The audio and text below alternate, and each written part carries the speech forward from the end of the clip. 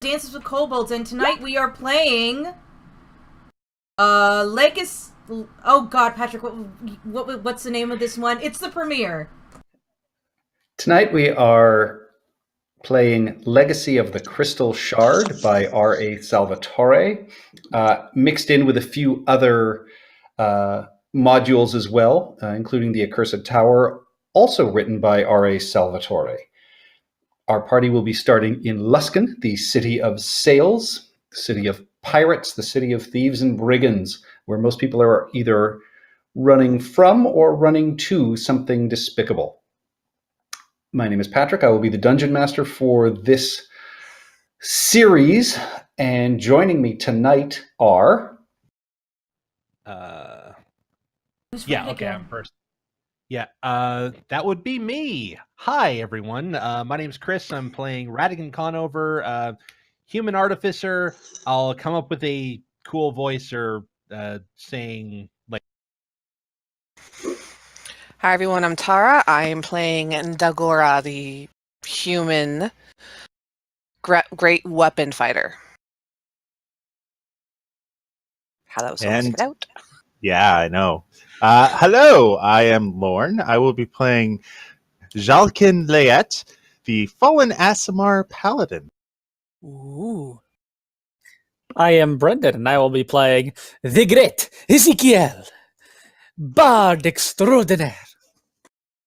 And you can't see, but I just bowed. We'll take your word for it. Hi guys, my name is Nabil. I'll be playing Duma, Bull Strike, Minotaur Barbarian. Hi everyone, I'm Steve, and I'm playing Regis Ninefingers, and I'm from Luskin. Hi, I'm Ian. I'll be playing Augustus Gustantine, the Centaur Forge Cleric. I'm Stephanie, and I'll be playing Cassandra Bowman Whitaker, divination wizard and secret fangirl. All right. It is the 29th of Elysiasis, which is August. Typically, that would mean that it is still the end of the summer months, but here in Luskan, where you are verging on being up north, it has been uncharacteristically cold. And on this morning, Radigan, Regis, Duma, and Dagura, you guys make your way down the stairs for breakfast from your inn. Not one of the finest inns in town here. And you make your way down, trying not to disturb the drunks on the stairs. And you notice the barkeep, Arum Gardpek, tacking something up on the door. The notice reads, "Wanted, a group of skilled men-at-arms to accompany a merchant into grand adventure in exotic Icewind Dale. Pay will be commensurate with skill. Please see Master Peddywinkle, merchant to the realms, currently staying in the Royal Arms outside the Winter Palace. Possible employment in Targos after the trip is also possible. Hurry, the adventure awaits." Well, now don't that all beat all? Awful lot of possible in that their description. Sounds intriguing. And some of you have been waiting for this notice, knowing that this is going to be the last caravan out of Luskan for the season. And with that, you make your way across the town, which you can see is getting ready for the Wet Parade, which is the town's festival of sorts to Auril, the Ice Maiden, the Snow Queen, the accursed one of the snow. And every year they put on this giant festival through this town where people wear garments stuffed with ice, and they race through the streets to climb the 6 pillars in the Winter Palace in the Temple of Auril. They do this to appease Auril, because she is not a god that accepts anything but sacrifice.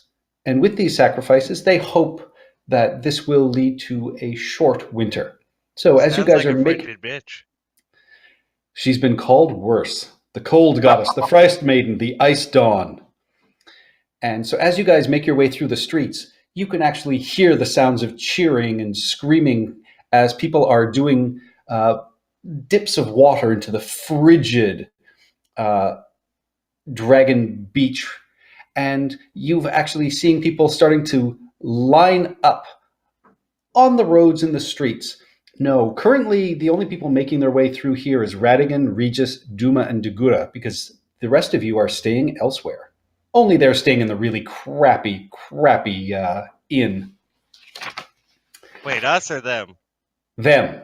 The rest of you you'll be where you're supposed to be.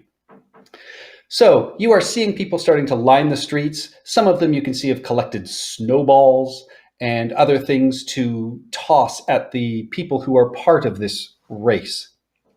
And making your way across the town, you finally end up at the Royal Arms. And the Royal Arms is a modern beauty of an inn, much nicer and much more expensive than the Cutlass you are staying in. In fact, this 3-story inn is exactly where you would like to stay if you could afford it. Opening the huge double doors, you see before you the life you imagine is lived by kings and princes. Your eyes feast upon rich tapestries, golden statues, and a sweeping grand staircase, and your nose delights to the aromas of fine food and wine. There are only a few patrons sitting in the cozy dining area, and the barkeep glares at you from over his spectacles. It is fairly obvious to him that you won't be paying customers. And as the scene changes, you can see, seated around the tables, a stooped bald man drinking what appears to be a warm cider. And he has his cloak sort of wrapped up around his neck, and he seems to be wrapping up discussions with a skinny, string-haired man who storms away rather unhappily. I can't. Sorry to interrupt you, Patrick, but I can't see anything. Yep, I see icons and nothing else. I see There's everything. probably no light, is there? I It cast is light. universal light. Nope. Or her token doesn't have sight. No. It's quite literally because it's dark vision. Because I have dark vision and I see a ring, and then it's darkness beyond that. There we go. Hooray! You And I serious? see other icons. Are you serious, Chris? With What? that token? And so, Wait. sitting at the tables, you see a stooped, bald man drinking what appears to be a warm cider. There is also a dwarven woman with long mahogany hair tied up in a braid. She looks young, but her gray eyes scan you quickly as if taking your measure. You also see a pudgy older man with great handlebar mustaches and bright blue eyes. He has very little hair left, and what is there is pure white. He's dressed in rich, courtly dress, and you would assume this is perhaps Master Pettywinkle. And as you step in, stepping out in front of you is a surprisingly lean dwarf with streaks of gray in his hair and beard, braided into 3 sections. He is dressed simply but well, plain except for a brightly checkered kerchief at his neck. He looks you up and down and just says, "Hirelings? Well, on our caravan we got some travelers and merchants coming with us on this trip. Helda," and he motions towards the dwarven lady, "is looking for 1 more guard. You scrubs look like you might do. Aldo," he says, pointing to the balding man, "he's looking for 2. And Pettywinkle here is looking for 2 as well. Now, basic ground rules. There are passengers and there are couriers on this trip."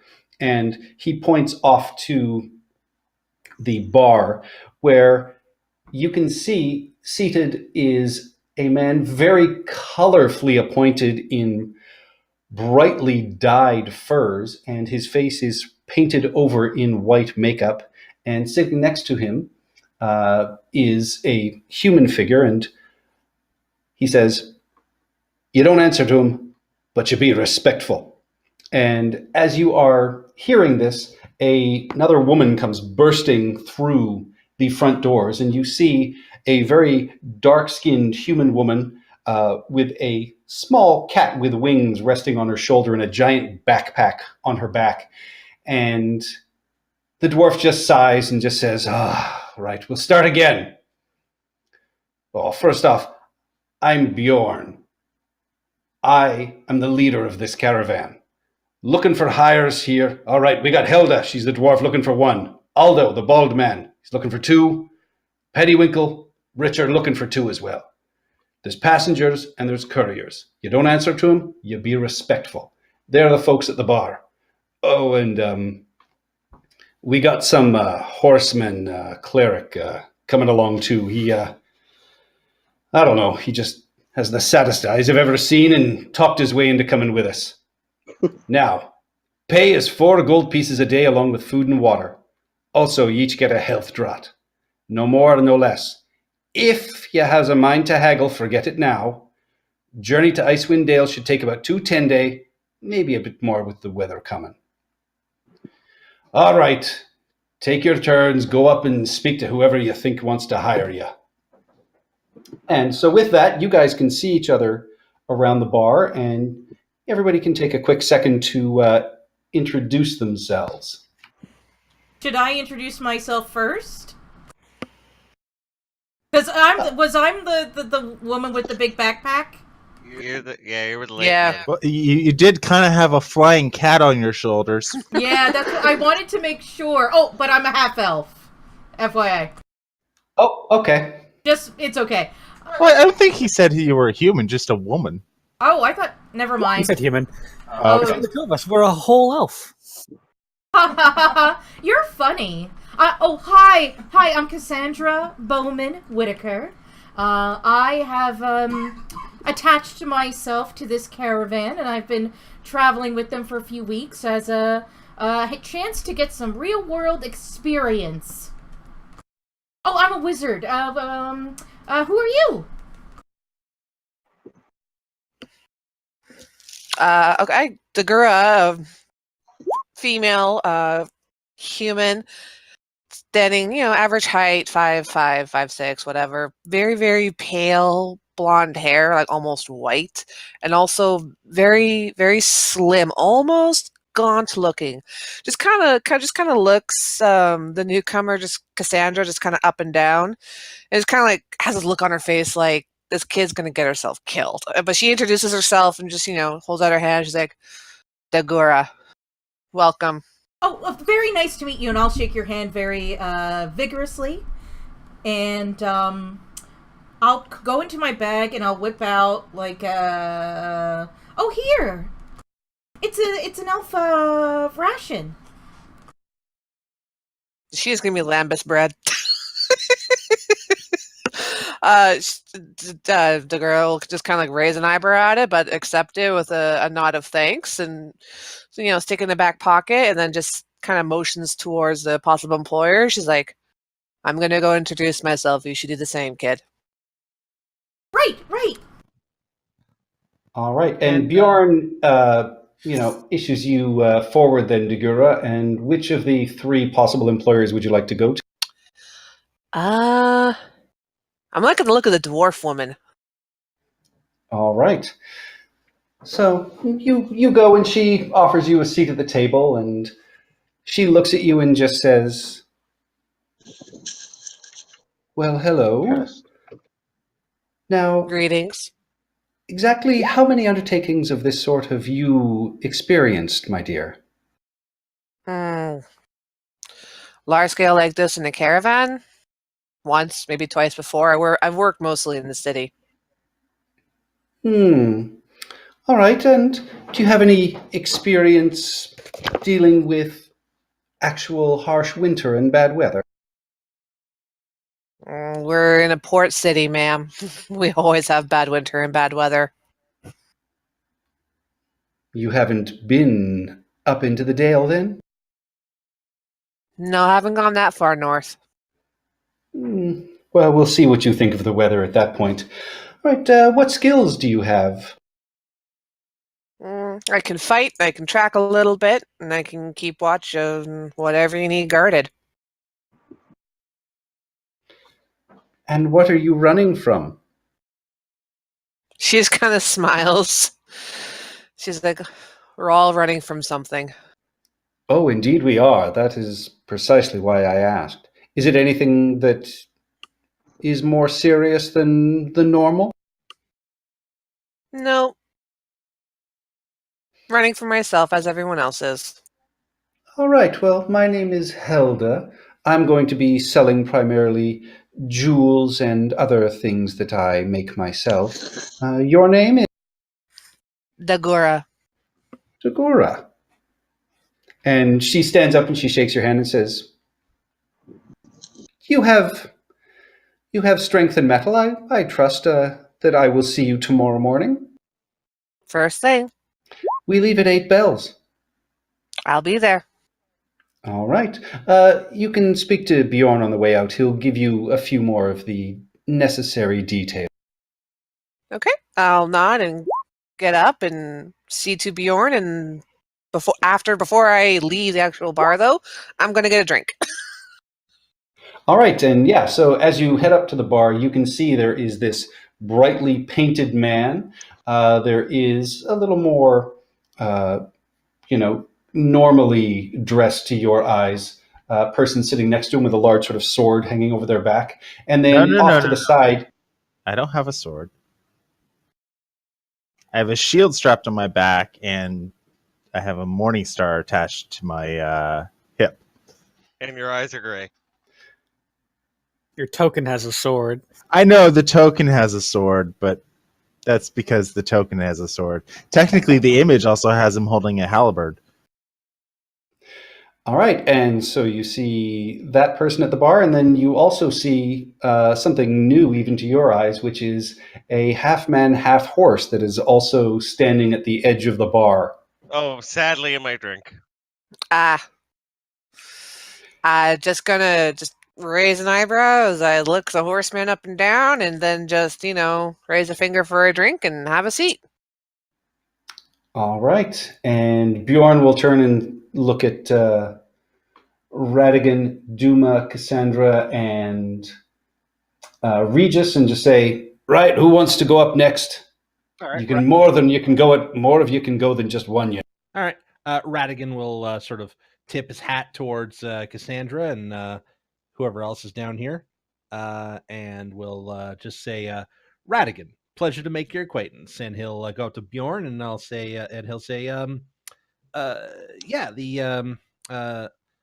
so sorry, Patrick, you described Aldo as being the plain-looking one, or was that? Yes, he's a plain balding man who looks, a little pinched, and then the other man is sort of a pudgier 50-year-old with very luxurious mustache and sort of white hair.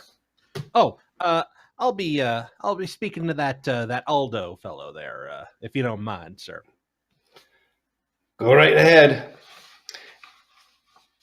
And so he then, looks at Duma and just says, "And who would you like to speak with, sir?"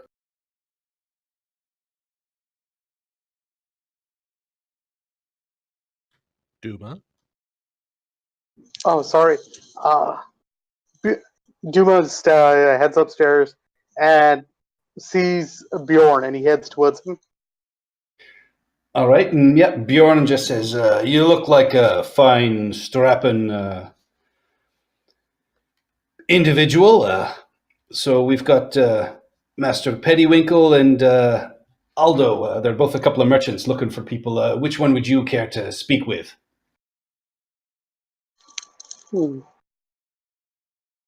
Go for the fancy merchant. man. I was going to say the merchant, but okay. Well, they're both merchants. That's mostly what we deal with. People shipping goods up and coming back with, the most expensive fish bones in the world. What was the second guy's name? Pettywinkle. Pettywinkle. I'll head to Pettywinkle. All right. And where's Cassandra going to go? I will look around kind of awkwardly, because I've been traveling with this caravan and for a while, right? Oh no, I'm just getting a job now, or just getting a job now. Oh, okay. So who do I have left? Pettywinkle or Aldo is left. And Aldo's the plain one? Yes, he's Aldo's the plainer, bald guy. Balder, plain guy. He is over here. Oh, okay. Oh, I thought he'd be this one here. Nope, that's Paddywinkel. They're both pretty much bald. Yeah, one is definitely bald. The other one's wearing a hood. Yep. Is one more magically inclined than the other? Give me a perception check. Okay. The first roll of the game. Uh-oh. Nice. It bodes well. You definitely get the sense that Pettywinkle is probably a little bit wealthier and someone who is, maybe seen a little bit more. His Okay. clothes are finer. And he is this bald guy right here, right? Pettywinkle is this guy. Oh no, Pettywinkle is this guy. Okay. It's this one. His name should be showing. No one's Yeah. name is showing. We also don't see all the health bars for all the players. Like, I only see half the parties. I see both Ian's and Steph's because I have access to their sheets. But I also You see have to Brendan's. give us vision of them. Yeah. You can also give us Very vision annoying. of the numbers now, which is nice. So I can know if someone's taken, 100 damage and are at half, or if they've taken 20 damage and are at half. That's information you don't really need to know now, is it? Yay! That's going to be up to the players. Yeah. Knick-knack, paddywhack. All right. So, Oh, hello. I'll go up to and, Pettywinkle and go, hello, would I know he's a sir or... you would guess that, if he's a merchant, he's probably not a sir, but he's probably fairly well off. Oh, hello, Mr. Pettywinkle. I am interested in employment with your caravan. I may be a new graduate, but I got really high marks at wizarding school. I had a 3.8 GPA, the 12th in my class at... Tara, help me out here, insert with fancy wizard. Candlekeep. And he just looks at you and just says, "Oh, okay. Well, good day. Please sit and whoever else, you." And he looks over at Regis and he just says, "You come sit here as well. Let's just get this done. I'm wanting to move on in my day." Oh, thank you, sir. I really appreciate this opportunity to hone my skills. Well, I assume you're here because of my post. Yes. All right. Well, you heard the pay. 4 gold per day plus a potion of, health or whatever else Bjorn said it would be. Yes, sir. Absolutely, sir. All right. Well, based on your enthusiasm, I'm more than happy to have you come along. Can you protect things and defend things with your magics? Absolutely, sir. I can cast magic missile. I have mage armor and shield. Indeed. And he looks at you, Regis, and just says, "Well, you look like a man who's seen a few things. Oh, Are you in trouble?" Trouble? No, but I am interested in an adventure. Well, I have traveled up and down these coasts, and I have worked with many fine people and many, sketchier folk. Everybody knows that, Luskin is typically the end of the line for caravan people unless they really want to go up north. So I am happy to see you seem to have some skill with a blade. Am I wrong? Wrong, you are not, sir. Exactly how many caravans or so have you worked with? Well, to be fair, I haven't been on many caravans, but I think you'll be very pleased in my skill sets.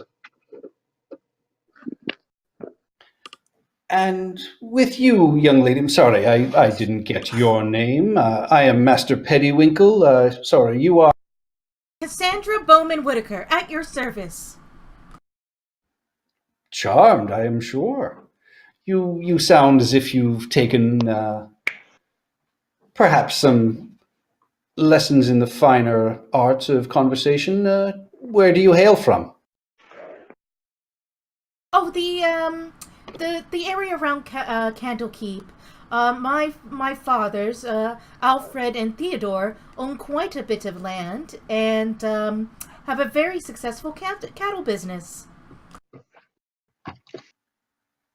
Indeed. Well, I shall have to hopefully get some information on them from you so we can figure out perhaps some future business if they're interested in selling. Oh, yes, absolutely. You'll find no finer cattle in all of Faerun. All right, and you see him turn and he just sort of nods at Bjorn and he just says, They'll do. They'll do. We'll see you in the morning." And he just says, "Speak to Bjorn on your way out. He'll give you a little bit more of any information that you need. But I would be happy to have you join me. And as I said, there's a chance, perhaps, of further work once we arrive in Bryn Shander." So, what dangers lie in the Icewind Dale? Oh, if you've never been, I can assure you there are all manners of brigands, goblins. Oh, let's see, the Yeti, the bears, the remorazes. You never know what you're going to come across on the caravan's path up north. But I mean, the wind itself drives men mad. It just never stops blowing, cuts right through you. I hear that the cold is as sharp as a knife. Oh, indeed. I would suggest if you don't have proper cold weather gear, you get it post haste or you simply won't survive. And you will not be providing this winter gear for us? No. I provide, well, the caravan provides food and drink.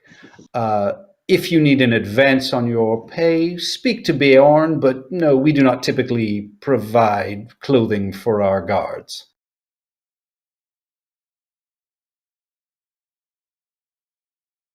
Is that a problem? Well, no. Currently, there's not a problem, but it just seems odd that you're willing to invest in such fine crewmen for your journey, and you're not willing to supply us with things that will help us survive. I think the WOSHA code says that you have to provide your own steel-toe boots. The WOSHA code? Yeah, the Waterdeep Occupational Health and Safety Code. Oh, for We aren't in Waterdeep. It's a Shouldn't it worldwide be standard. Fosha? Faerunian? Oh yeah, I guess yeah. Well, I don't know about them fancy Waterdeep regulations, but out on the farm, we take care of ourselves. Oh, he ran out to the farm to take care of something. All right. And he will look at you as you say that and just say, "We provide you with a means of raising money and surviving. If you cannot bring your own gear, Oh, no, perhaps this isn't the line of work for you." no, I did not say that. I was just merely seeing what that we have at our disposal. Very well. I'll find the proper equipment. Yes, I mean, we have tents, we have ways for you to sleep, but I expect you to bring your own clothing. I hear you and understand. Excellent. And so, yeah, he will nod at Bjorn, and Bjorn, you see, will sort of wave you over. And with that, we will move to Aldo, who is with Radigan, and Duma, who is, breathing rather heavily over top of him. And he will look up and just say, you both look like you can defend yourselves, or are you capable? Well, let's just say that I come prepared for any situation, any varmints that might come across of the 4 or 2-legged variety. And he looks up at you, Duma, and just says, do you speak common? I reach out. Duma reaches out for his axe and puts it on the table, and he just says, "Here's my resume. Make what of it you can." He nods and he just says, "Well, I'm Aldo. I will be making this trip with this one's going to be important to me. I've put most everything I've got left and hoping to make one sort of good big purchase of scrimshaw up in Bryn Shander. So I'm definitely looking for people who can take care and make sure that nothing goes wrong with my my wares. And yes, you'll do just fine. You'll do fine."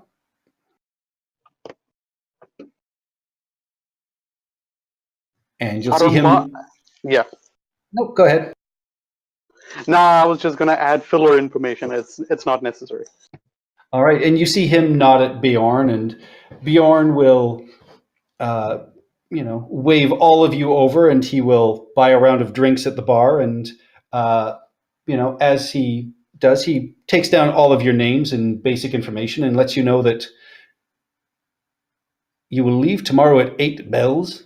You will meet my lead man Rafferty and the other guards at the One-Eyed Jacks near the gate out towards the northern means. Partake in the festivities here today if you want, but be ready to go. We got a long way, and Arl's already frost in my beard." He then gives each of you a folded paper note card. "This'll get you fair prices at the market or the Red Dragon trading post. Just tell them you're on my team. Anything you buy can come out of your wages." And with that, he offers you all a small glass of ale and just says, "Now, the rest of the passengers here, this is Mr. Ezekiel and the great Ezekiel." Sorry, the great Ezekiel, and this is Jalkin. And I nod. then he points down to the centaur at the end of the bar and says, "That is Augustus? Is that right?" It is Augustus Constantine. And I'm he doing the says, bad Parisian French for this guy. "Sounds good." And with that, the bartender, then you see him passes over this steaming bowl, and he just says, "Your brasla is ready, sir." And you can see that this is a dish of sort of boiled rice that has sort of chopped and fried eel, fish, frog, mouse, onion, and oyster sort of chopped up and mixed in with the rice. And Bjorn just takes a giant sniff and just says, "Oh, this is the best part of coming to Luskin is eating this." And he will then wave you off and just say, "Cheers to you, 8 bells. Take care with the priests and the oral worshippers out there today, but see you in the morning." Thank you so much, sir, and thank you for this amazing opportunity. They revel today because tomorrow they may die. Much obliged, partner. And Radigan will down his booze, and then he will head on out to the Red Dragon trading post. He's got a caravan trip to prepare for, after all. Mm-hmm. So So will will I.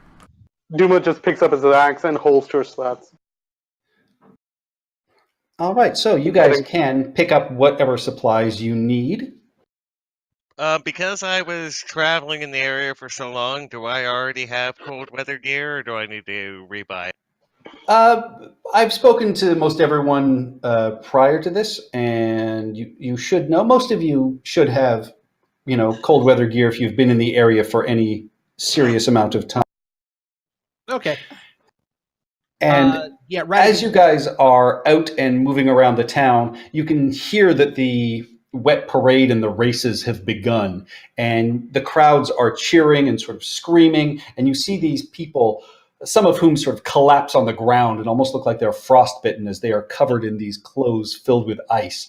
That's when And Gus gets to work. This is actually why he's here. He'll pull his cart out, his forge out from behind the tavern, stoke it up hot and start bringing these passed out ones close to the forge. All right, so yeah, you start dragging them in, and you can hear Some also, poor fools do not know what they do. I come here every year for this. and some of the people in the crowd, you can hear them screaming, and you can hear that the priests are sort of walking through the city and calling for people to sacrifice to Auril. Come to Auril. You must, give up food, give up gold. If you do not sacrifice, the winter will not end. And then they're also still sort of cheering and yelling, and everybody knows the winner of the race who will climb the pillar and kiss the steel gets free food and drink all winter here in Luskan.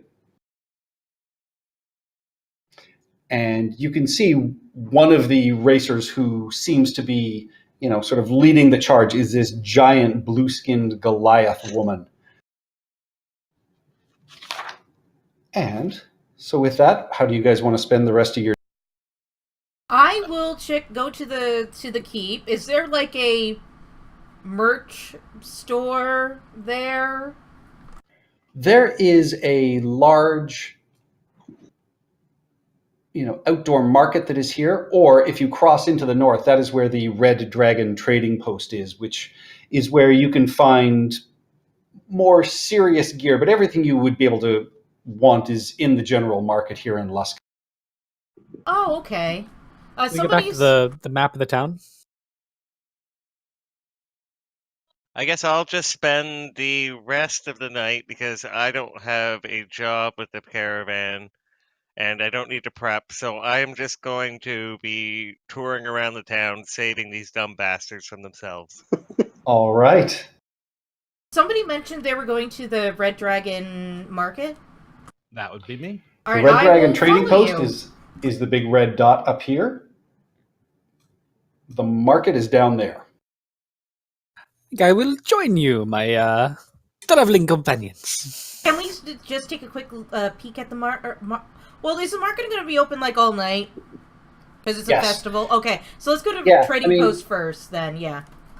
Okay, and basically I'm going to just sort of hand wave through this. You guys can easily pick up anything you need. For basic goods, you can get cold weather gear. So just let me know what you're planning on purchasing. I'm going to find the fanciest cold weather gear I can find, as we discussed, and purchase it. I will spend all of that gold that I was given on this cold weather gear. All right, yeah, you find some... Oh, it's Daenerys' coat from the new Game of Thrones. The it's more than with that. The red underfur. Oh, it is dyed, and the furrier sort of pulls it out of the back and just says, "Haven't had much call for this, but here you are, sir." And yeah, so you can find brightly colored, dyed, sort of heavy, polar bear fur, so it holds its color very well. And he's able to take it in and fit it for you, and says, "Well, we'll have this probably by this evening, and it'll fit you like a second skin." Ooh, how much as is that? Flamboyant as you can, my dear. Absolutely. And he turns and looks and just says, "Oh, furs like this, 7 gold."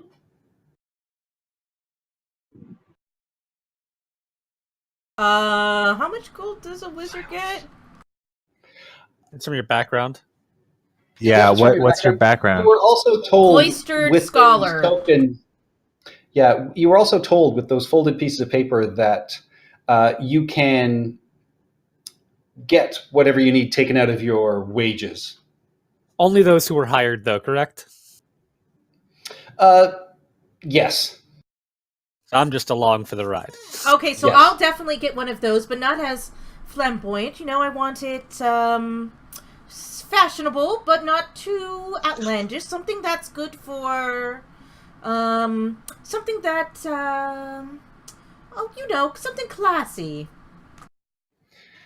And he nods and just says, "All right, classy." And after about 20 minutes of sort of montage and multiple try-ons, you find something that is fairly simple, very sort of clean white with gray. And he says this is a mixture of polar bear and seal skin. So, we can pin it up and fit it up for you. It'll suit your needs just fine. Oh, I want that. Oh, and Ezekiel will tip the man a few gold as well. He bows and just says, "Of course." I will tip a gold. And all right. Okay, so Radigan is going to go to the end. So I'm assuming that my character would have cold weather gear right now because he is traveling up to Luskin with the intention of heading to Icewind Dale. I'll pick up sort of any like maybe a couple of extra bolts of fur and stuff like that, just in case I need to sort of shore up anything or wrap something around myself. I'm also going to pick up a hunting trap, a block and tackle, and some cook's utensils. All right. I'll pick up some extra coal before we go, or coke if it's available.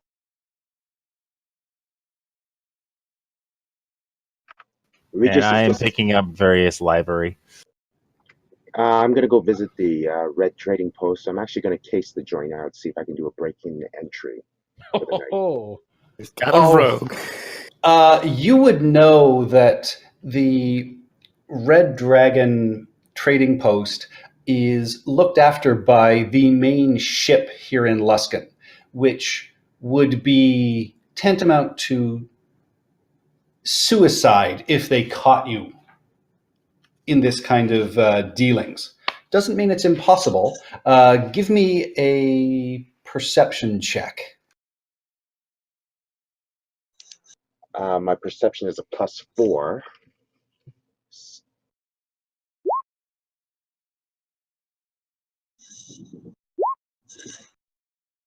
$12.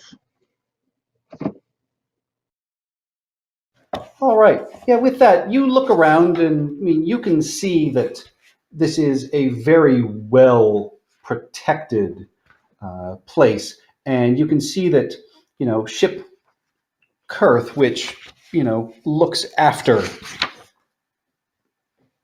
this environment and everything that's over in the north side, which is primarily warehouses and ships, is very well guarded and constantly patrolled. So you would get the sense with that it would be very difficult to break in here. Also, give me a history check. If you got your character sheet up, you can just click on the word history, and it will do the roll.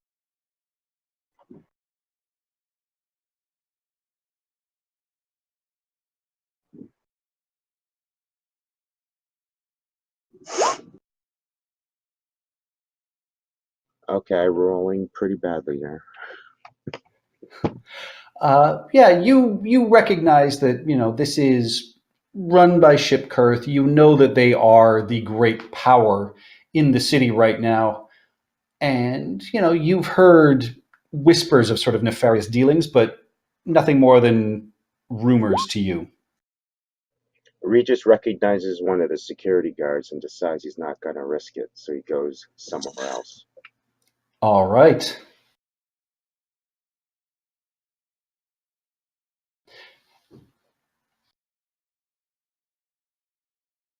And what is Dagura and everyone else? Well, I have made a bunch of purchases. Yep, I've got those noted. You got livery. How much did you spend? A lot. I spent 5 silver on oil, 2 gold on a grappling hook, and 25 gold on a climber's kit. All right. So my funds are a little low.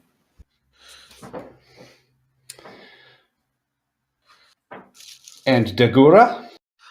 She's gonna get a fur cloak as well, and she is wants like a white and gray one, like one that's basically gonna like blend in with like the snowy, icy back like environment that they're supposed to be getting up into. All right. Yeah, he's able to outfit you that pretty quickly. That'll be 7 gold. And he looks at your sheet and just says, "I'll let Biara know it's coming out of your wages. Don't you worry about a thing." Yeah, I'm going to charge the 7 gold that I spent out of my wages too. Yep. I think I'm also going to pick up a hunting trap out of my own wages, out of my own money here. All right. Because it doesn't look like I have one, and just in case. Yeah, I think that's it for me. All right. With that, you guys can spend the rest of the night as you will. The city itself is celebrating the win of the wet parade by a couple of celebrants, and others you can see through the town have, got patches of frostbite on their bodies. Some of them have their lips almost sort of ripped and torn off from kissing these steel-tipped pillars that they've had to climb and basically getting stuck to them. But everyone seems in good, sort of spirits and hopes, and they feel that they have hopefully sacrificed enough for Aurel this year. Wow. What else? I gotta say, people around here just plumb loco. I'll be in my. Where's the collection for the sacrifices? The open air temple is right here. And you can see people have left, food and other items, and the priests have sort of immediately collected it and carried it away. But yeah, the temple to Aurel in Luskan is this huge open air facility with 6 tall pillars, which people have been scrambling up all day as part of this wet. I'll toss a gold in there. In the sacrifice. All right. And, as you do so, the priests just sort of look at you and just say, Aurel will hear to your sacrifice. Aurel will give us a mild winter this year. Is that all you can give? You must sacrifice more to really get Aurel to give us what we need. Well, I'm afraid I cannot. This is enough for now.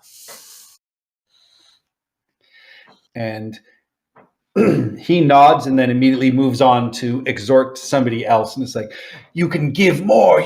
Empty your pockets, and Aurel will give you safe and wonderful springtime to come. Otherwise, you will freeze. The food will not come this year. Oh, I'm gonna fight this guy. Oh, I would also like to purchase 2 fancy daggers. The Does fanciest daggers I can find. Does he come up to Dagura with this? These kind of priests are sort of wandering all over the place. So, Okay. yeah, they would be in everybody's face at some point, just exhorting everybody to sacrifice and give to Aurel. Okay, are they pestering me or are they leaving me alone as I try and save their freezing congregation? They know you by now if you've been coming up here sort of every year, and they nod, and they will tell you. Yeah, they will say, you're making these people's sacrifices come to nothing. They are going to make them in vain. They must suffer. They must understand what they are sacrificing to the Ice Maiden. Such is the ennui of life, and I will blow smoke in his face. I will save these people from you. But who will save you from Aurel? She does not judge anybody. We are all equal under her, and we all must sacrifice. Otherwise, we cannot live to see the dawn.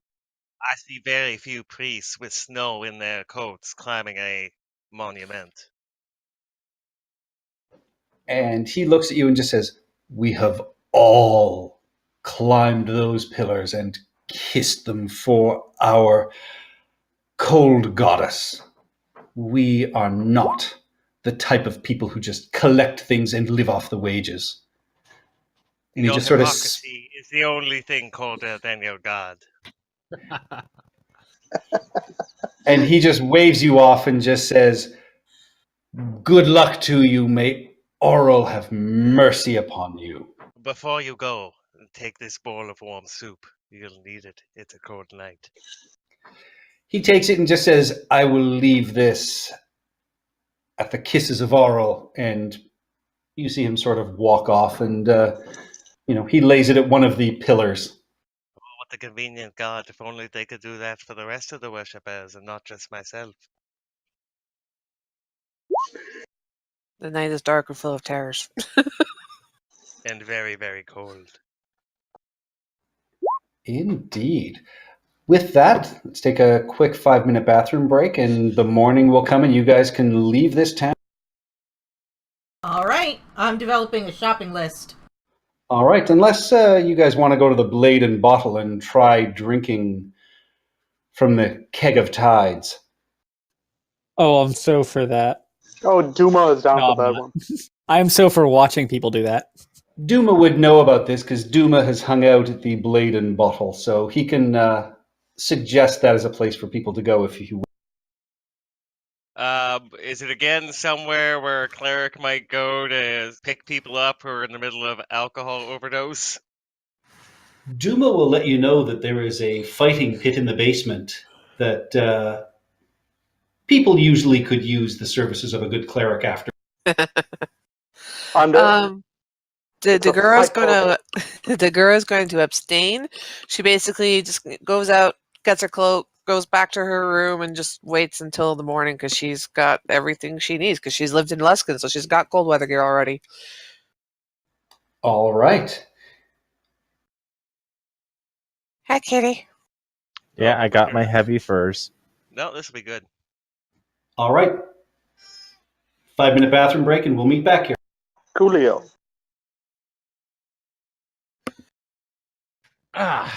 Meow. So for those of us who aren't going to use their bio break / get more snacks, has anyone heard about the changes coming to Adventures League? No. Are they fun? Not really. No. Oh God. You mean there are more? Yeah. They Well, this changed is for it to season season 9. This is for season 9. Everybody's Effectively, level one. effectively what they're doing is with season 9 content, they're wanting everyone to make a new character. Oh. That character can play season 9 content and earn the rewards in that and everything from it, and have the ability to access special character creation options, like potentially Winged Tiefling and Aarakocra. Oh. However, season 8 and previous characters can't play season 9 content. That is bullshit. And if the characters from season 9 play season 8 or previous content, they don't earn all of the same rewards. You don't earn any of the story rewards. It's basically like you're picturing yourself playing through someone else's story. That's Do you get that magic items, or is this how they're stopping people from having magic items? They're gonna have new and special, possibly being more powerful magic items for season 9, and then give you options for what can be done with them when you play non-season 9 content. So, yeah, so they really want everyone to stop playing Adventures League? Seriously. It seems like that. Yeah, it's like all of your season 8 characters are just like they draw a line over them and they're like, nope, you're done. They're basically here's the problem. The page that has all this information, it's not loading right now. Their website has crashed. I have all the information right now, though. You have all the. I know they did it in the. Somebody posted it in the. Yeah, Adventures someone League. posted it in this thing. It was originally mentioned in whatever their podcast is that they do. Can post it all in here because it's. I can just link to it. Yeah, you could just link to it. Please link to it. Just put it on Discord. We'll just go with it. Yeah, I was gonna post the actual text. So the entire year that we played, let's say, Tomb of Annihilation, season 9, everything is down the drain with that. Effectively, that's what it sounds like. Yeah, like. How about fucking losing Olo because of some assholes decide? Well, no, here's the thing. The idea is that there's going to be season 9 and season 9 character content, and then you're going to have your CCC content and everything like that, which I think is available to non-season 9 characters.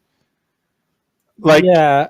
The problem with this is it completely cuts out the mobility of being able to start a character and potentially only play them 2 or 3 times a year because you travel or something like that. So basically, they've gone go to with the Facebook the page. fight fire with kerosene approach. It's not even kerosene. No. This isn't kerosene. This would be napalm. I don't understand why they made this change. This It sounds is like made some pop. marketing director thought this would be a cool idea who doesn't play No, AL they- regularly. They got angry because people were bringing broken characters to cons who had like played Storm King's Thunder Chapter 12 at like level 1 to get all the items they wanted. You can't do that, though. So you know what they should do is they should have allowed you to, with those characters, have some process of retiring them and get some sort of mechanical benefit for it. Like, for example, retire the character and you can start a new character with so many treasure checkpoints and certain items unlocked of certain rarities. Yeah, they got mad because people were bringing broken characters to cons and soloing content they shouldn't have been able to. But that's and that's why the so season 8 illegal. content, season 8 change has happened. Well, People, you can do the same thing with dedicated DM or whatever. Oh yeah, it is not hard to make a broken character. No, it isn't. But their fix didn't solve that problem. Especially not with their global unlocks of the problematic items. It's like Staff of the Magi. Now everyone has it, including those who didn't have it before because they hadn't gotten around to playing the adventures with it.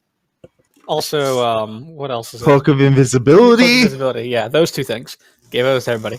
I mean, if they had Road with the Arc Magi, then it would be a their way trifecta. of dealing with the fact that there's a bunch of old characters running around that have all these items still, and that season 8 characters are underpowered in comparison. Well, then, because season 8 tier 1 characters don't get magic items until they hit tier 2. Yes.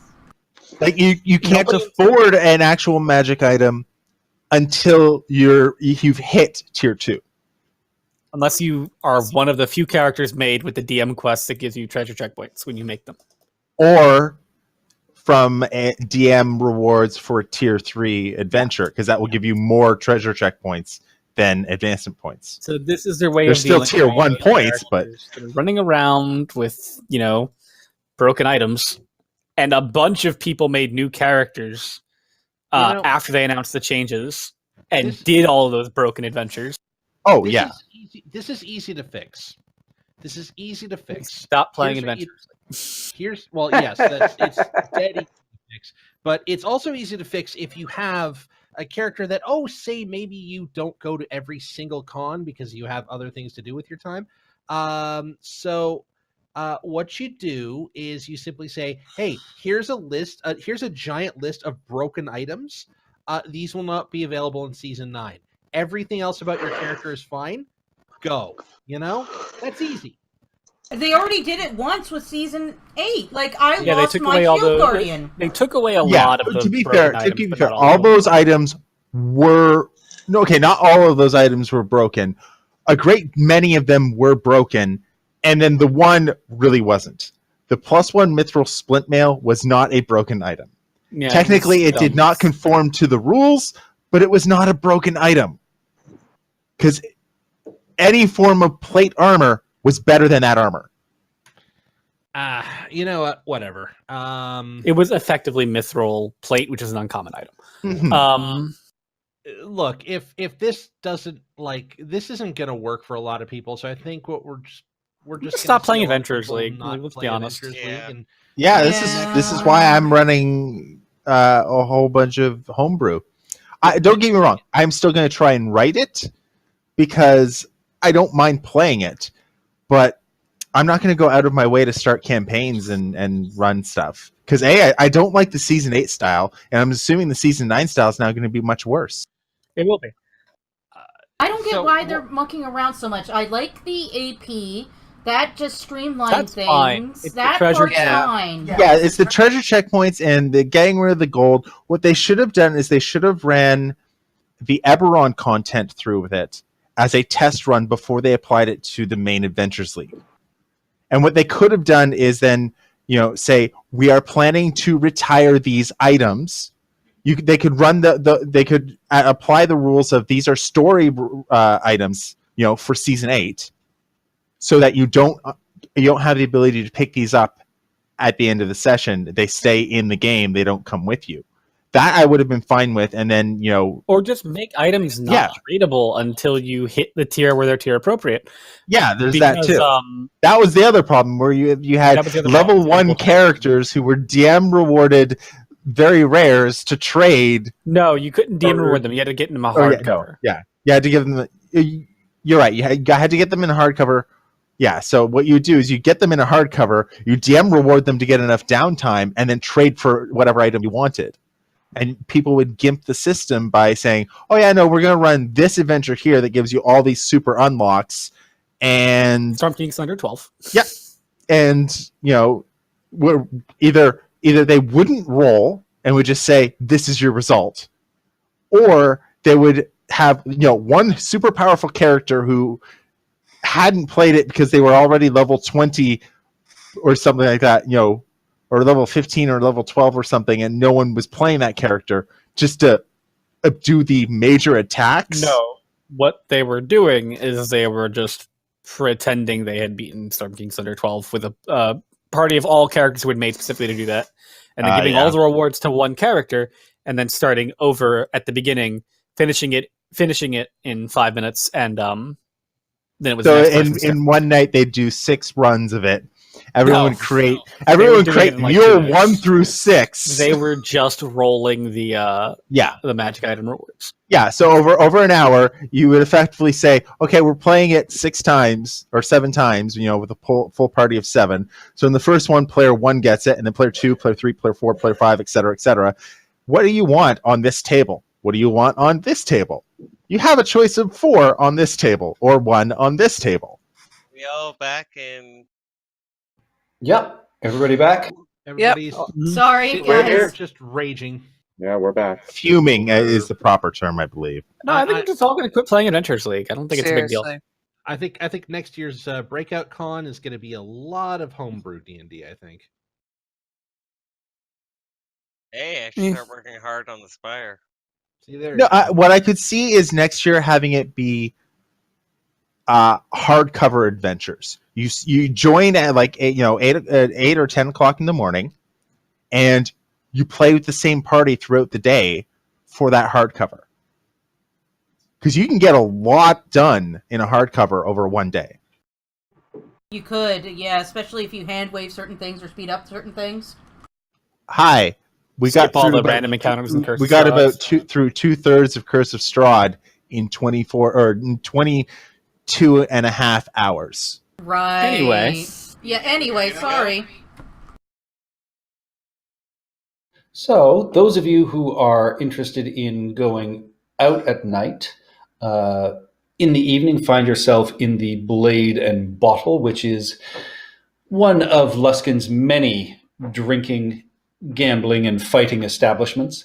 Duma, as sort of as he walks you through the door, you can see everybody just starts even pounding their tables, just Duma, Duma, Duma, and you see him just kind of nod, and if he could blush, he'd blush a little bit. It's a ginger I mean, he just nods his head downwards. It's like, yeah. Radigan's going to take a table and just nurse a nail, kind of put his hat low over his head and just kind of kick. Is there anyone playing music? There is nobody currently playing music upstairs, no. I think you will take to a corner and pull out his lute and just pull off a simple but sort of elegant tune. All right, and as you do so, you see the bartender, just sort of look up, give you a look and just kind of nods appreciatively. So give me a performance check. Can I use my lute proficiency? Yes. Cool.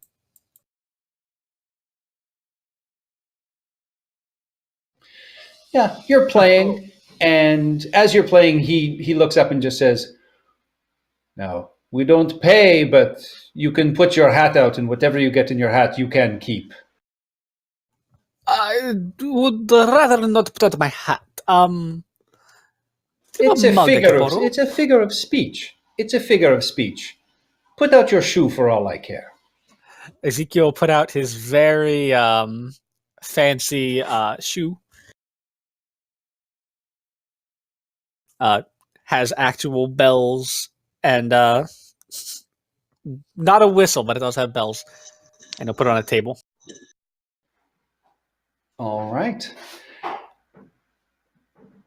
And as that happens, the bartender, and everybody else just kind of slowly sort of nods along. And you can see there are a few people in here that are still kind of shivering and drinking.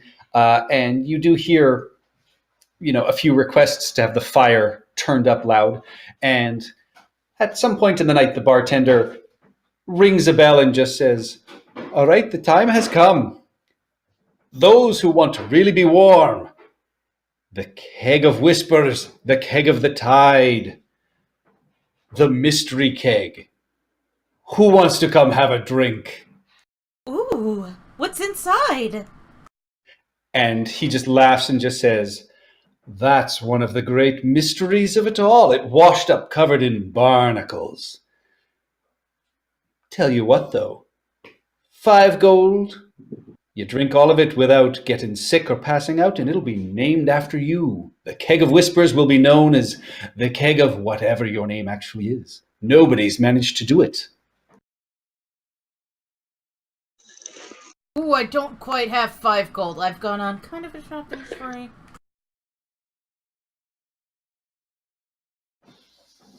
And he calls out again, "Anybody, 5 gold. Get your name on the keg of whispers."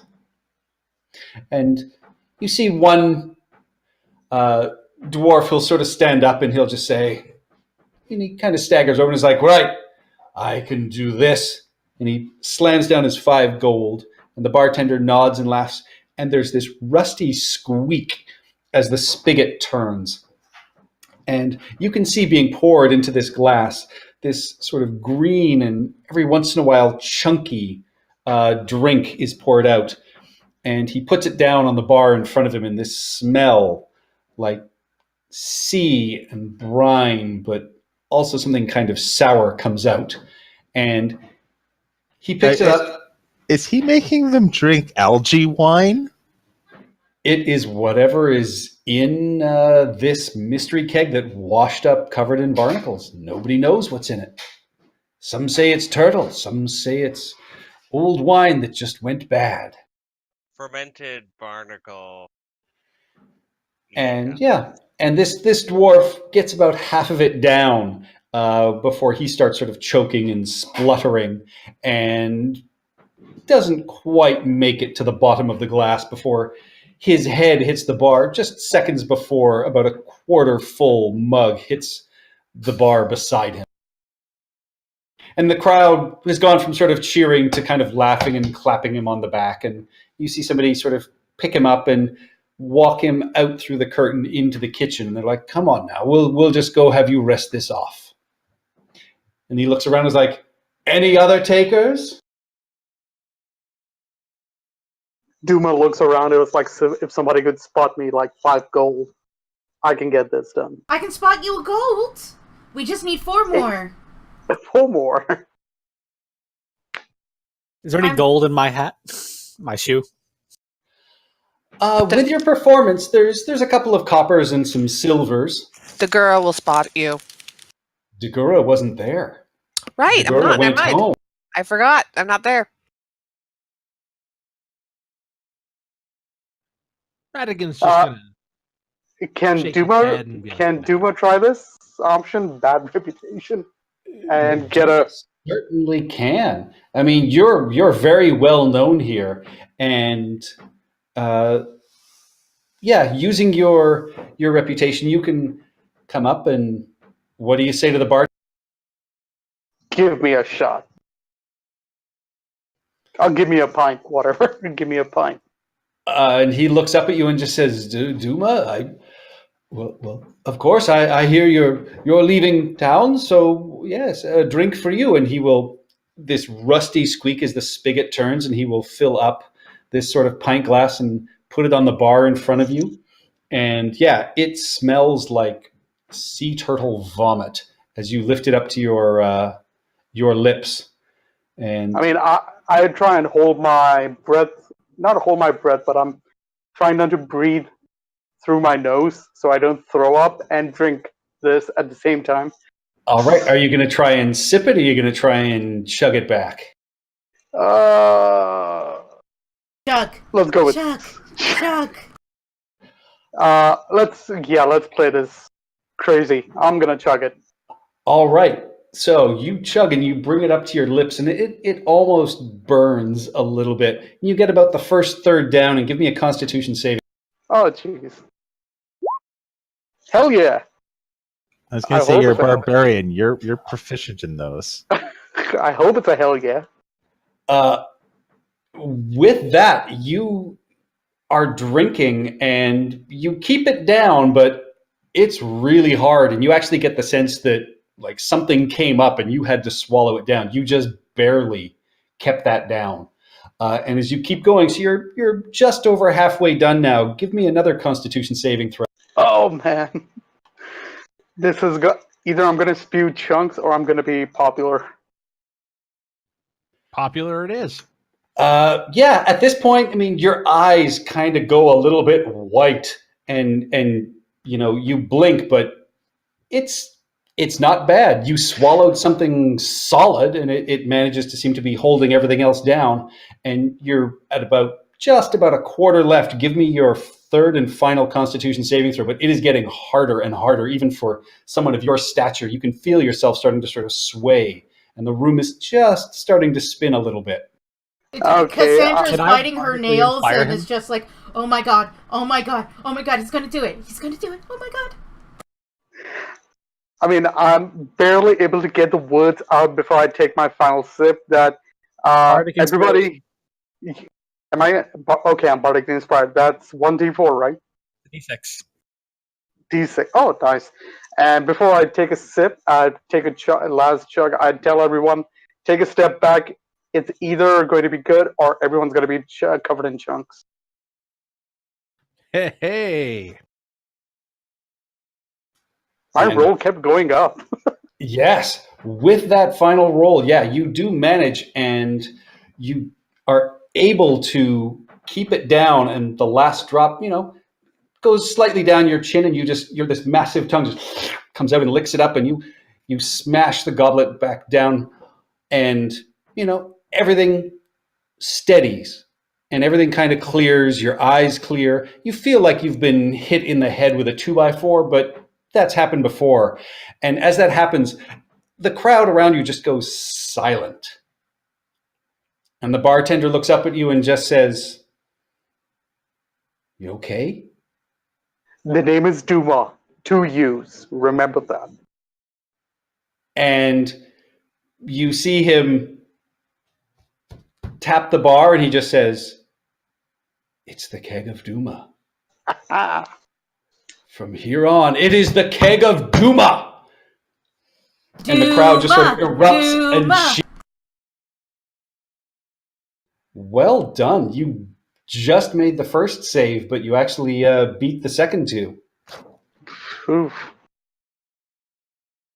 And yeah, as you then realize you really still can't see straight, and you are absolutely shit-faced drunk, but you have managed to keep it down.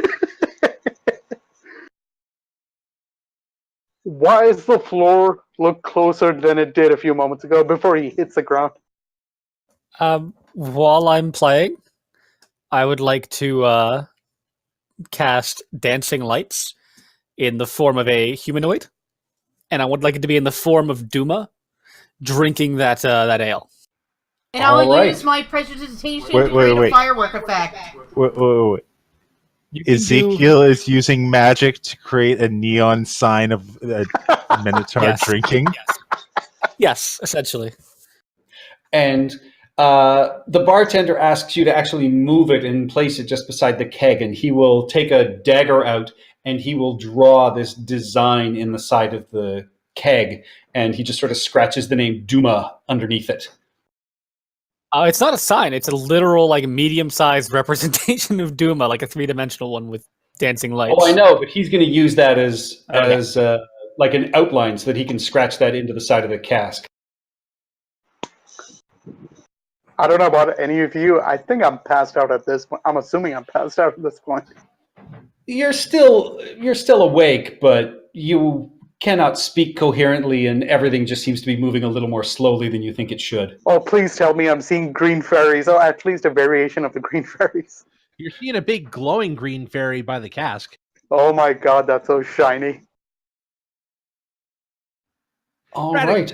Radigan just like tips his hat and says, "That'll do, little doggy. That'll do." Woof. All right, and at the end of the night, Ezekiel, you have made 3 gold pieces and 4 silver. As you have played long into the evening and people have filled up your shoe. And each of them sort of clap you on the back and just say it was beautiful music and the dancing lights were very sweet. I'll toss a couple of them to the bartender. He nods and wishes you well and just says, you can come by and play here anytime you want. We won't pay you, but you'll make your coin. It was a lovely evening. All right. And with that, I would assume it will take most of you to carry Duma back to... They can flag me down and we'll put him on the cart. All right. Yeah, so you drag him on your cart back to the Cutlass Inn, and he is one more of the drunks that everybody meets up with, and everybody, has a good time with him cheering, and it seems like most of the town has heard of his exploits by the time you get there. And with that, the morning comes, and Duma, roll me a Constitution saving throw right now. I feel something in my mouth. Yeah, the light is so bright, your eyes just hurt.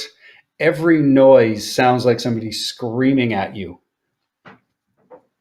But you wake up, the innkeeper downstairs feeds you guys a very simple breakfast. You pay what you owe to Aram Guardpeck and head on your way to meet the rest of the caravan. And as you circle around the back of where you were supposed to meet, you see a middle-aged, black-haired man in leather armor harnessing a pair of horses to a large covered wagon, and he eyes you suspiciously at first and then nods in greeting and goes back about his work.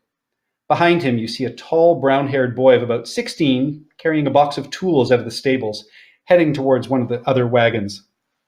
Seeing you, though, his face lights up in a wide grin, and he drops his box and approaches. Well, good morning, sirs and ladies. You must be the grand adventurers that Master Pettywinkle and Bjorn told us all about.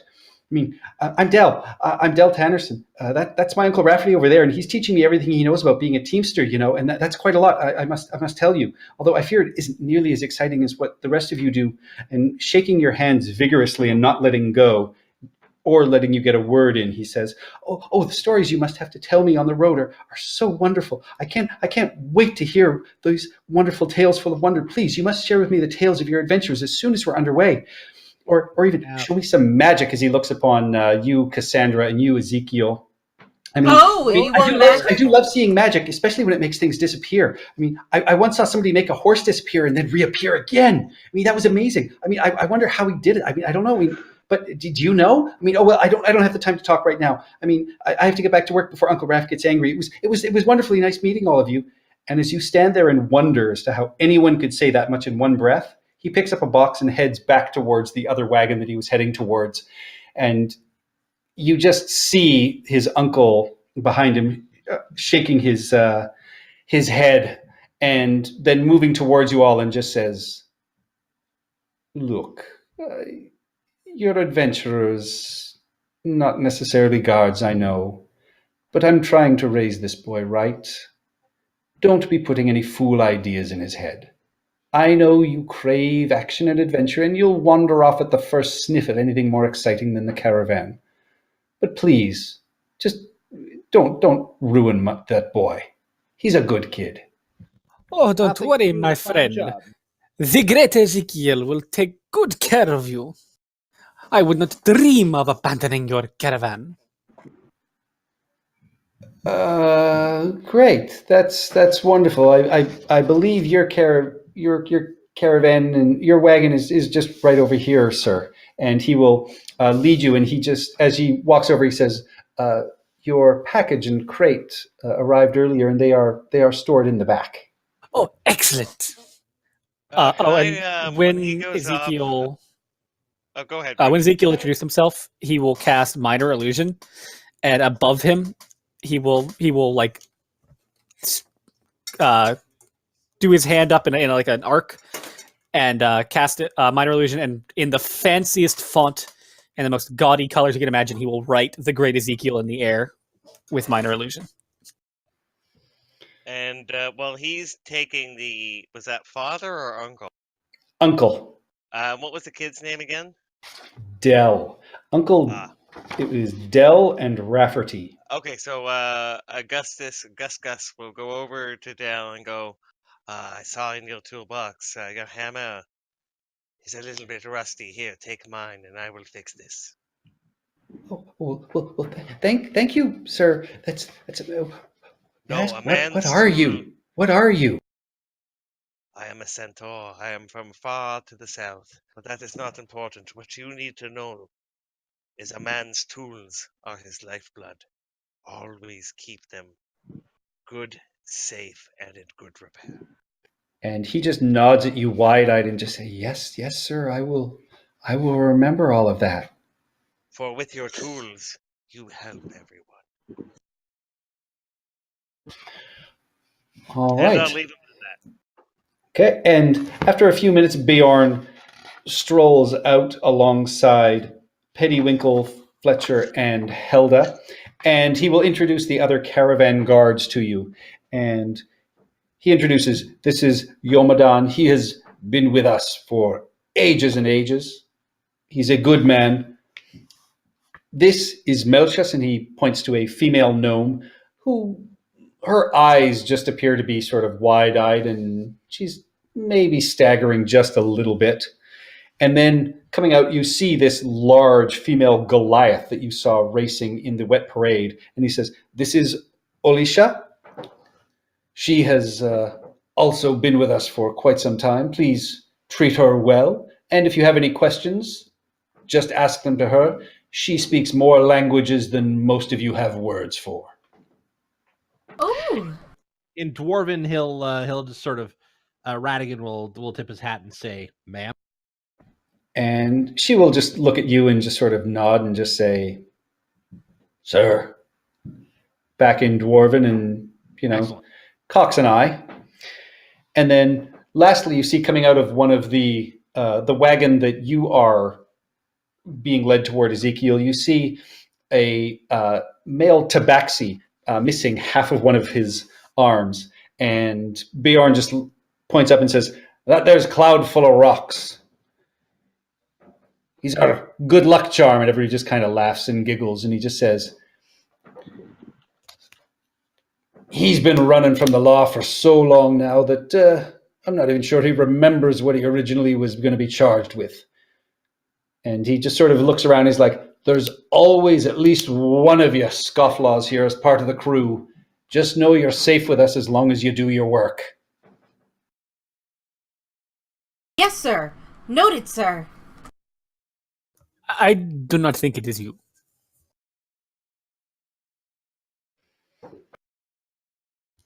And with that, you guys load up with your merchants, and you are able to get out onto the road. You guys head out of the northern gates, leaving Luskin, heading up the northern tack. And as you leave, you guys are each, those of you who've been hired as caravan guards, are each given your healing potion and told that your expenses have been tallied from the Red Dragon trading post and will be taken out of your pay. But that's not too much to worry about for right now, is there's nothing you're going to get to spend your money on for quite some time.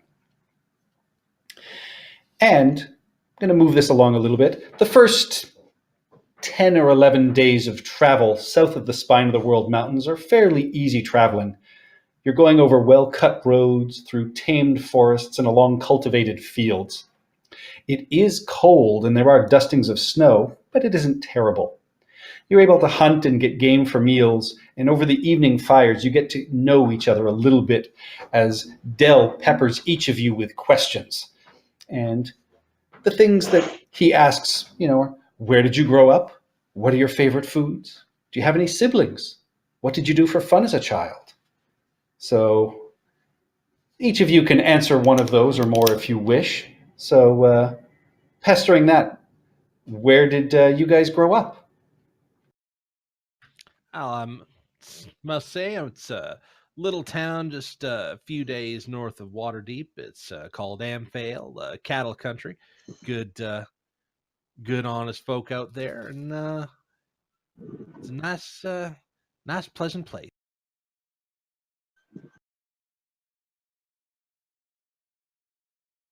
I am from a little glade in a big forest down south. I came up here. Well, that is a story we will say for another night. But I am here now. This is my home. Dagura just shrugs and she says, "Dunno. Grew up in an orphanage. Leska's been my home ever since." And after a couple of days, Dagura, you are on the road when you hear Helda and the rest of you just sort of shriek as you just hear this, I knew it! I knew it! And everything sort of grinds to a halt, and where you would expect to see, this blonde, maybe human, maybe half elven humanoid, as you've never quite seen her ears. Instead, you see peering out from the curtain, what? You guys see a silver dragon humanoid. Silver scales, spines on it, like a crest of spines on her head. Let me see if I can drag. And this is Dagura? Was Dagura. There. And she's got little curly horns coming out instead of her ears, and she's got blue spiny crest. Still very gaunt looking, average height. But yeah, and she's got like silver scales. We all have things to hide in this life. It is not a problem. Should I be on the map somewhere?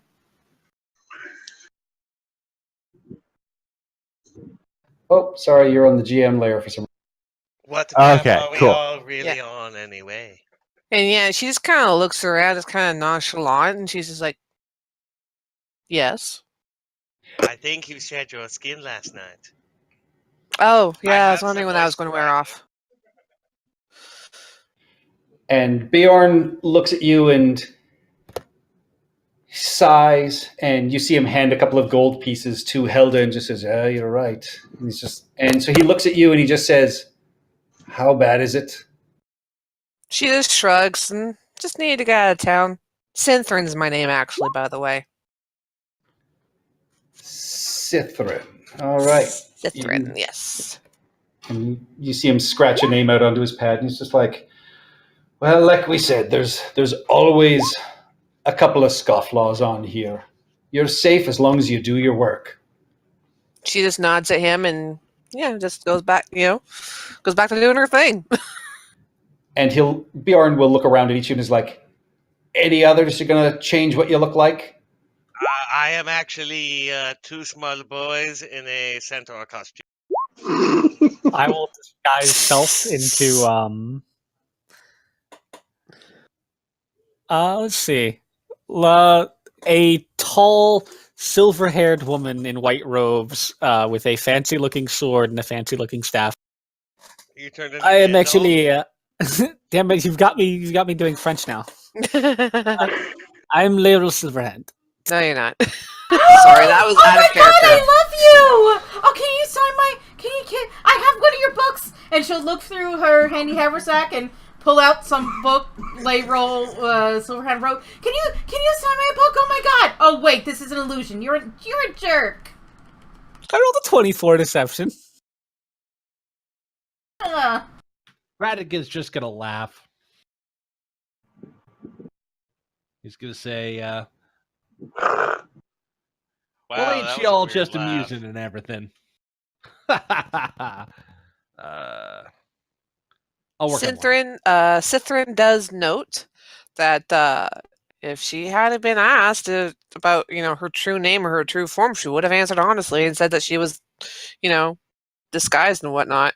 I don't have any reason to release my birth certificate to any liberal media or fake news. She may not have said, what she was or what her name was, but she would have said, no, they're I'll tell you when we're out. You don't have to Alright. worry about at me, that ma'am. edgy I'm just token, a though. simple cattleman.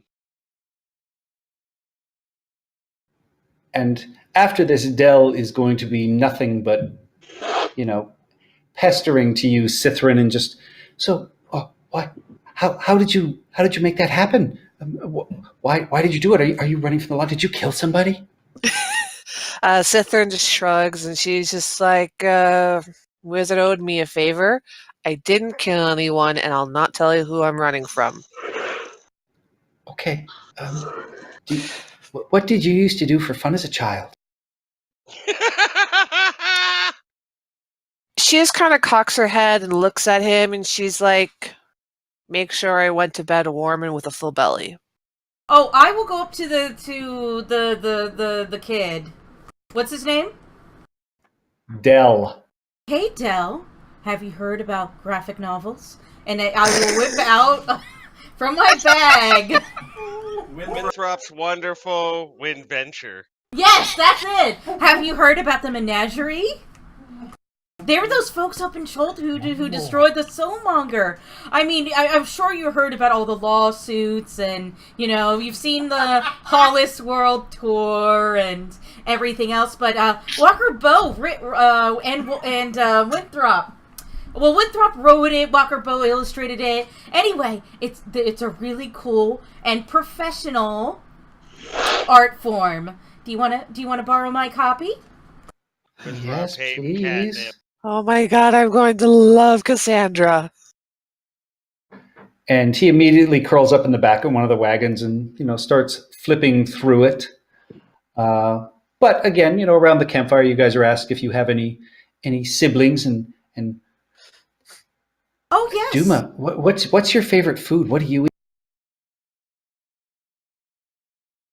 My food is anything I can get my hands on. Meat or vegetables. All's good with me. As long well as as some edible. sort of suspicious ale. Chunky. That is true. Chunky ale. Do you eat it with a soup or a shot glass? Or a spoon with it or a shot glass? With my hands. I even eat soup with my hands. With my axe also. But sometimes with my hands. Wait, Radigan's you gonna be eat soup stirring with upon your soup. axe? It takes talent. I like this Minotaur. Damn it, Ian. You C'est bon. there. Fuck, so your Well, Jacques we use Cousteau is Spanish. your Jacques Cousteau is killing me. Okay, first of all, c'est bon is French, It's meaning good. it's good. I thought it was très bon. No, très bon is very good. I thought Trebon was 3 good. I thought that was No, that. no. Oh, Très is literally very and good. 3 is Trop. Trois. Très is tres. Yep. Anyway. The more you know. Yeah. So you guys continue on, and the trail before you climbs slowly but steadily, and the great slabs of stone begin to replace the fields and trees at the side of the trail. Perfect hiding places for potential ambushes, you note, while other great outcroppings hang precariously above you. Still, the trail remains fairly smooth and straight, and the wagons roll along uphill. As you start your climb into the pass, you notice the slopes are sparsely covered with trees and mostly pines now. Mountain laurel flourishes here, forming a never-ending carpet across the slopes. Where the flora fails to find a foothold, the ground is strewn with huge rock formations, and the slopes are now starting to be covered with snow and topped by white clouds. At the end of your second day here in the pass, Beorn calls for camp to be set out in the eastern side of the pass, near a shallow pool amidst some trees, and he calls for Alicia and Radigan to go fill the water reserves, while the rest of you start setting up then. camp. Are there any mountain herders nearby? Because remember my backstory about going around administering to these far-flung places. You would have seen those in the first 10 day or so when you're around sort of farming and herding. Here, as you're getting up further into the mountains and approaching the peaks, you're seeing less and less signs of humanity, as it is just getting less and less hospitable. While we're up here, Radigan, because we're sort of in potentially very good ambush territory, Radigan's going to pull out a simple pair of goggles. He's going to put them on, and that will be the mechanism through which he casts guidance on himself. All right. Guidance goggles? Just a simple pair of lenses, sir. Oh, literally, it's correcting your vision so you can see. Wait, what? New artificer stuff. Okay. All right. So as you are wearing these and out near the pool of water, the first thing you notice is there's sort of rustling in one of the bushes, and you turn and you see there are a couple of giant elk, and they're sort of nibbling and eating whatever they can. And then give me a perception check as well. Food. Okay. 1 second. Or possibly romance. 13. 13. Yeah, as you are filling the water skin, you catch just something glint just a little ways north of where you are sort of setting up and near camp. So who's with me? Alicia, the Goliath woman. And I kind of smirk and I kind of turn to Alicia and I say, we might be having a bit more company than elk, if you know what I'm saying. And I'm just going to just kind of unstrap the crossbow hanging off my side. All right. Chris, please rewatch Firefly, because I don't know, I'm getting a Mal vibe, and I just want you to run with it. It's a pastiche. I swear by my pretty floral bonnet. That's what I was thinking as well. I used to act with Nathan Fillion back in Edmonton. Bullshit! Not bullshit. Patrick, will you sign something for me?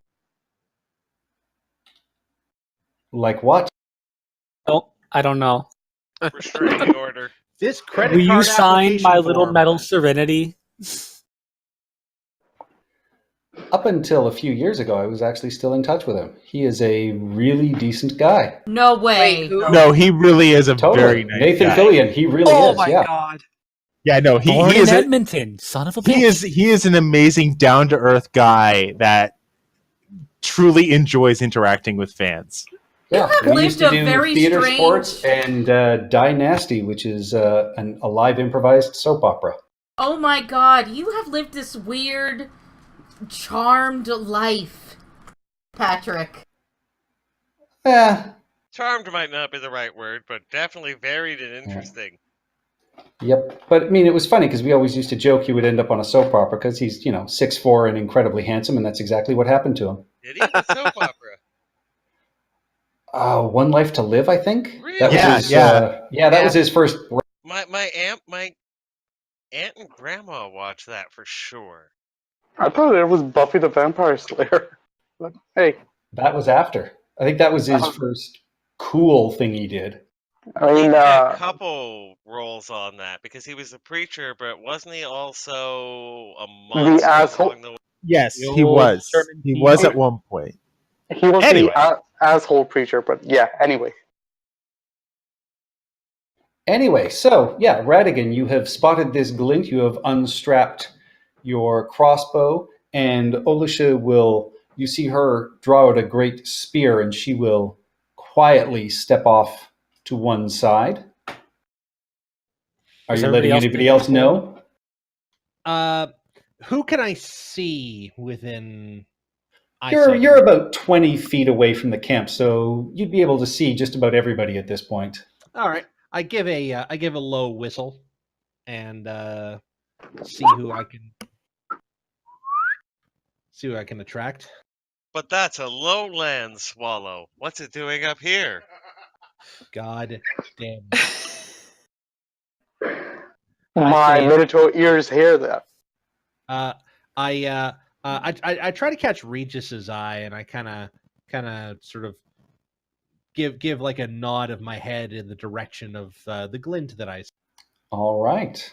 Seeing it, I assume I would have seen this. So, seeing weapons drawn, I will be reaching for my weapon as well. I will take a couple of seconds to bardically inspire Chris's character. Do I have time to bardically inspire like all three of my inspires? Yeah. Yeah, I mean, as you're moving, I mean, each turn is about 6 seconds. So yeah, so as you're moving, you would be able to, but you can only have, I'd say, offer one sort of at a time. But yeah, over the turns of each of you, sort of moving, and Radigan will point out that he saw a glint coming out of the snow over about there.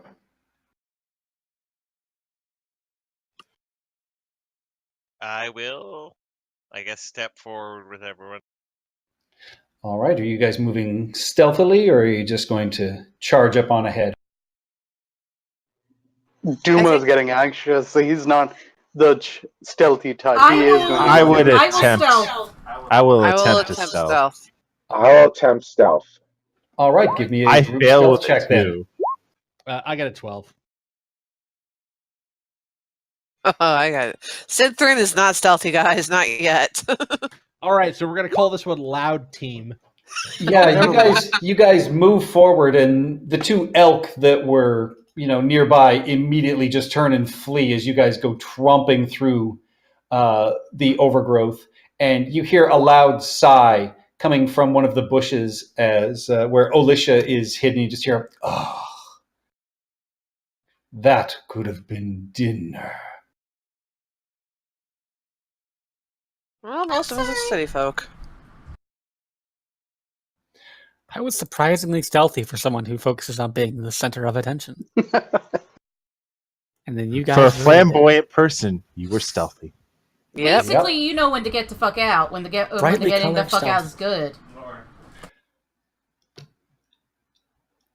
All right, so Radigan, Cithrin, and Duma have been inspired by the great Ezekiel very quietly. Ooh. What do you guys? I see you've all sort of moved and taken positions, and yeah, you still see every once in a while just a glint off of something over there. I will get into position.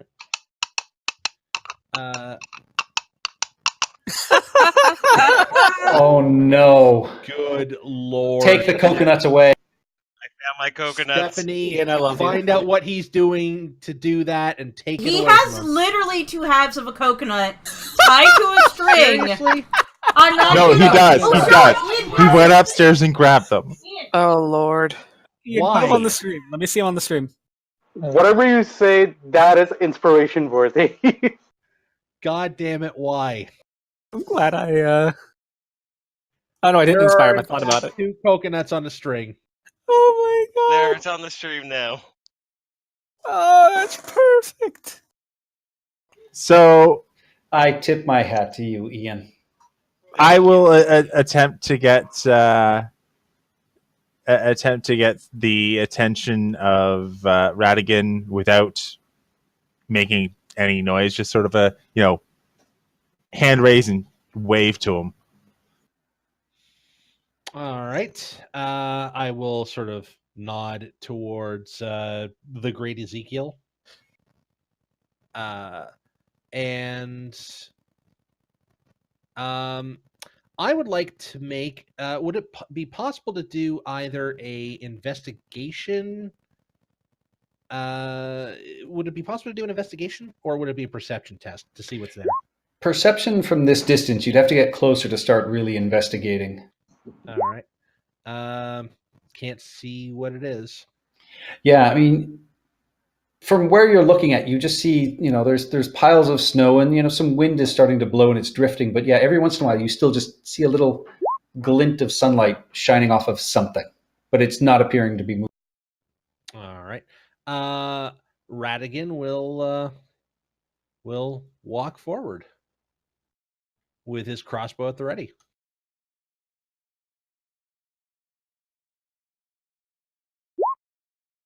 All right, and as you get closer to it, you can clearly make out what look like smashed pieces of wood. And to your eyes, as you get closer, you recognize it as the remains of a wagon that looks like it has been sort of crashed and broken up and mostly buried in the snow. Okay. So I sort of nod to Regis, and I nod to Ezekiel. They look like they're the best ones to sort of handle this sort of thing. And I will creep a bit closer, hopefully in range to do an investigation check. Yeah, give me an investigation check as you move in closer. All right. I would like to use my inspiration on this. Could Okay. we take a moment to thank the Forge and Moradin for fixing my computer 13. and Windows is now reinstalling? Praise be to Hey! Moradin. So Not Mora Linden. So 13. Lyndon's at work.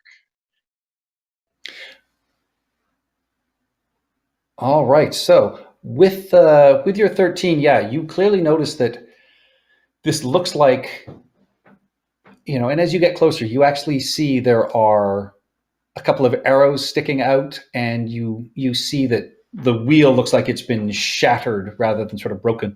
And very clearly there are, marks of a struggle that took place here. And it seems like it was pushed off of, the trail and hidden over here. How close are we to the caravan that we are guarding? Are we within sight? You're within sight of it. I mean, this is a good, 30 or 40 feet away tops.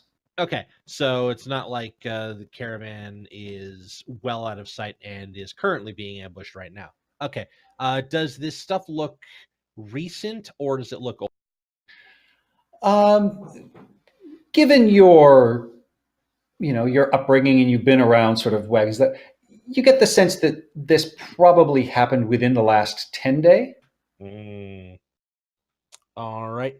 I'm going to start poking through the wreckage, see if I can find any papers or any belongings, satchels of documents, see if I can figure out who these people are. Sure. Give me another investigation check. And what's everybody else doing? I would like to go up and assist in his investigation. Duma's keeping a distance while keeping an eye out. Yeah, I'm I'm gonna- just gonna watch and keep an eye out for things. I'm going to move up here and keep a watch on the opposite side, because there's enough people looking down there that if something were to come from down there, it should be seen. But basically, I'm going to do the 180 degrees to the right. All right, give me a perception check, Jalkin.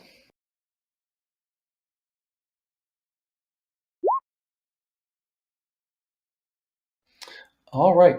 You notice with that just very, very faintly that, there appears to be a set of sledge tracks heading up the slope over here. Oh, is that bad? I will call out that, hey, there's some tracks over that way. I'm sorry. Where did this voice of yours come from? Cassandra standard- roll. It's a standard seafaring, Waterdeepian accent. I roll my eyes. I roll my eyes. So How hard. accurate is this accent being from Waterdeep? Like, I so totally come from, like, Waterdeep, you guys. Oh, dude, brah. Water Like- deep. Duh. I mean, it's only just my natural voice deepened slightly, so... Well, brah, I'm from Aurelia, brah. Like, dude, like, whatever.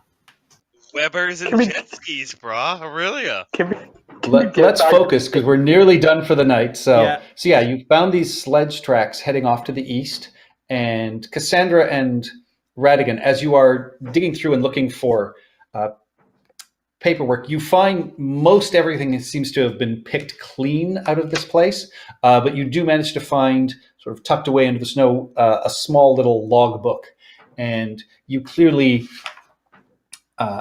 see the name Maquil that is sort of written on it, Maquil. And, it seems to be some sort of trader's ledger. Oh, look what we found! It's a All right. ledger. I will very sort of briefly skim through it, and I'll sort of look around and say, does the name Maquil mean anything to anyone? Mac Quill? No. I've been in the area for years. Does it mean anything for me? Yeah, you recognize it as he was one of the traders who would often show up in the market and go back and forth between the Dale and Luskin and other areas, and traded in scrimshaw and other basic goods. Oh, he had this wonderful rosemary soap that just made you feel so loved. You also hear Olisha sort of pipe up and just say, his caravan left just over 10 days ago, and I think I found them over here. Okay, and she is over there. Yeah, all right. I will go over to where is she? She's the gold one, right? Yep. And you can see she's slowly sort of started digging out this little depression, and Oh, you let can. me. I can. Let me take a look. I have some experience in dealing with the dead bodies and the properly treating the dead. Nice. Yeah, What you.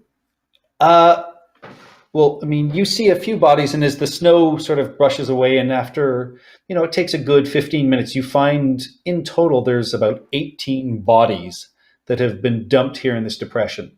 You see there's 3 which clearly are merchants, one of which, Olisha, and you recognize as Mr. Maquil. You see there's 4 guards, 6 drivers, and then also the corpses of 2 goblins. And all of the bodies have been stripped clean. But you are able to find with that medicine check, it looks like the guards and the drivers were all killed by, looks like arrows and sword strikes. And the goblins also seem to have the same type of arrow strikes, but in their backs. Oh, it is so how long? sad. It's too cold. We cannot bury them. We'll have to make a marker and come back in spring. How long the body's been there? With that medicine check, again, much like the cart, you think it's been probably just over a week or so. Is it still edible? Have some respect, my bovine friend. Well, Now, look, we're all still alive over here. For now. Never mind. Perhaps, I hate you, Ian. Perhaps it is best to investigate, track these people down before they track us down, as it were. I'm going to disagree. I'm going to say that if if the varmints aren't at your home, you generally don't want to be where the varmints are. So maybe we should move along. This is a sparsely Mm. populated area. My friend, that just means we're the only target. If we Being ready go deal for with them them now, means that we have a better chance of survival.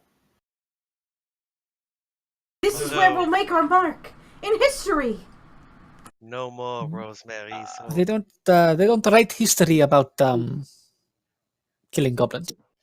Yes, and Little Miss, we have to survive in order to make history. So maybe we can make history in Icewind Dale. What do you say? I mean, there are many heroic last stands where you did not survive to make history. What I'm saying is, so that we can get stronger, we must defeat these foes, and then we'll power up and get stronger and stronger. I mean, every great story begins with something like this, right? I mean, look at I know such things. I'm a very studious woman. Ma'am, I'm not sure where you're getting your information from, but we should probably get moving. Oh, have you heard about from our Princes of the Apocalypse campaign? What did you guys name yourselves again? We were the what? best. Oh, have you heard about the best? We were the best because that's what the initials of our first initial of each of our characters was BEST.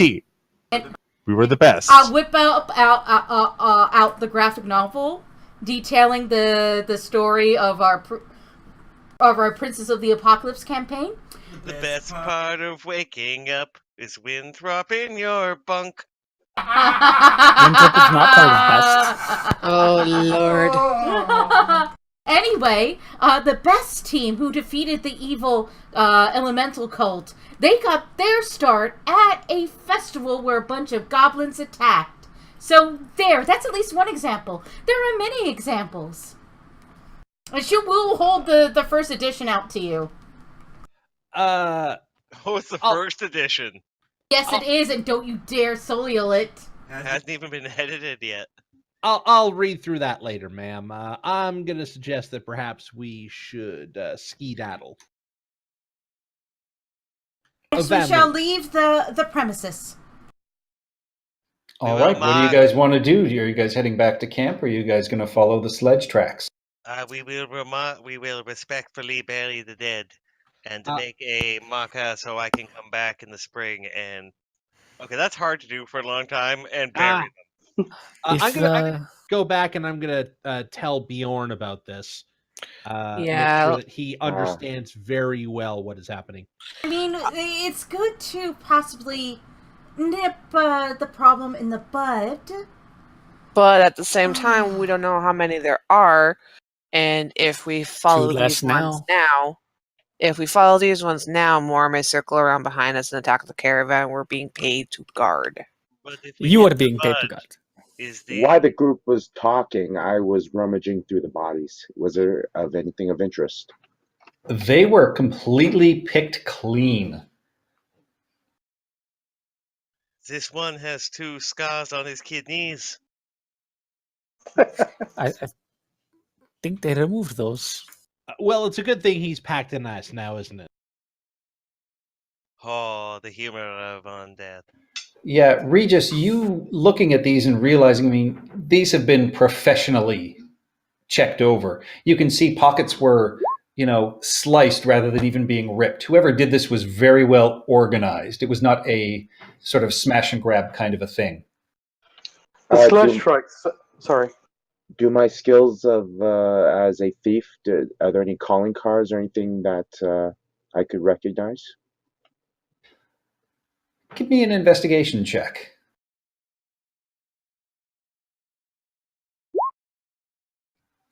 No, there's no specific calling card that you recognize. You just recognize whoever did this.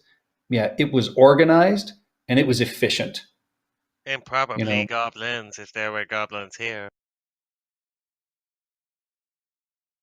Would goblins have been part of the guard? And would people hire goblins? Alicia says, goblins aren't organized. Hobgoblins are organized. goblins are grab and run. Yeah, I'm guessing that those two with the arrows in their backs were the unfortunate casualties slash not unintentional victims of some friendly fire.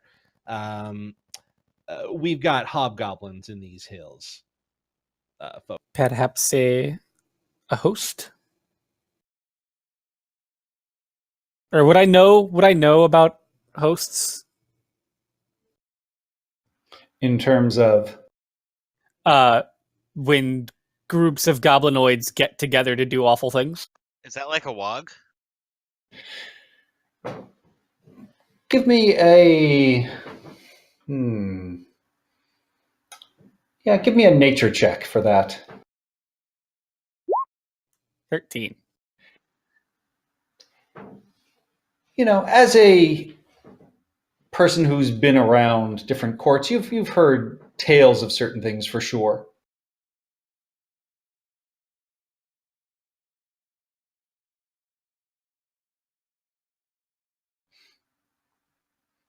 So with that, Let's keep going. Bjorn comes back and sort of inspects the site and looks at the people and very sadly sort of said, "Oh, I knew Macwill well. He was a safe and good man. I'm sorry to see this is how he ends up. We will take the bodies with us? No, we should just We're gonna leave him here because it's cold. We can't bury the dead here. This is what Gus suggests, and he will come back take in him the to spring town. and bury them.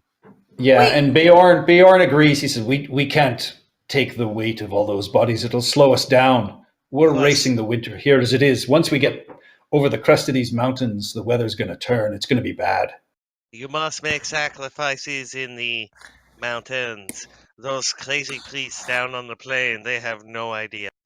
Looking at the ledger, what was Macwill carrying? Macwill, as you're flipping through, you can see he was heading up to the Icewind Dale, and you can see he was carrying supplies that were headed to Goodmead. And so it looks like he was bringing stuff for beekeeping supplies. Okay, so primarily just things like smokers and hives and We don't need to stop in. heavy cloth, things like that. Okay. And jars and other tools that would be used in fermenting honey into mead and other drinks. I know the people there. They will not starve for missing this shipment. It will inconvenience them for the next season, but they should be safe. Right. Yeah. So nothing like extremely valuable or extremely urgent. Okay. Not in that particular wagon. All right. Well. Yeah, let's keep going. Yeah, Radigan's gonna suggest that we all keep going. I worry about being the only target for these hobgoblins. Well, at that point, then we're gonna be taking watch now, aren't we? I have this this gray blanket you can put over that very obvious clothing you're wearing. So, if I am to die, I am to die with style. That is how we say your choice in life, sir. Your choice All in right. death, more like. So it sounds like you guys are going to head back to the camp and sort of circle the wagons, as it were, and take watches through the night. Yes. Can I take and start building up my material store for doing my smithing? So, like, find any bits of useful metal that we can turn into other things later. Like, could I get a gold value for that, and I'll keep it in a separate tracker? Sure, I'd say, it will take you a fair bit of time, but, with a good hour's work, I'd say you're able to probably get about 6 gold worth of metal off of this wagon, just breaking off different joints and attachments and getting what you can off of it.